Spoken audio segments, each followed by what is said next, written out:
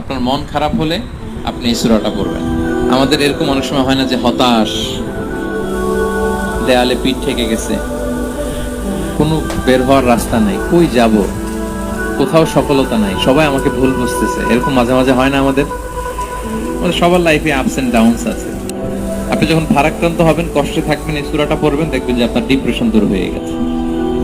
আল্লাহর হাবিব সাল্লাল্লাহু আলাইহি ওয়াসাল্লাম যখন এরকম ভারাক্রান্ত ছিলেন, চিন্তিত ছিলেন, তখন আল্লাহর হাবিব সাল্লাল্লাহু আলাইহি ওয়াসাল্লামকে চিন্তামুক্ত করবার জন্য আল্লাহ তাআলা এই চমৎকার সূরাটি নাযিল করেছেন। আল্লাহ নাযিল করলেন, আউযু বিল্লাহি মিনাশ শাইতানির রাজিম, বিসমিল্লাহির রহমানির রহিম, ওয়াদ-দুহা ওয়াল লাইলি ইযা সাজা মা ওয়াদ্দাআকা রাব্বুকা ওয়া মা ক্বালা ওয়ালাল আখিরাতু খায়রুল লাকা মিনাল উলা ওয়ালা সাওফা ইউতিকা রাব্বুকা ফাতার। আপনার মন খারাপ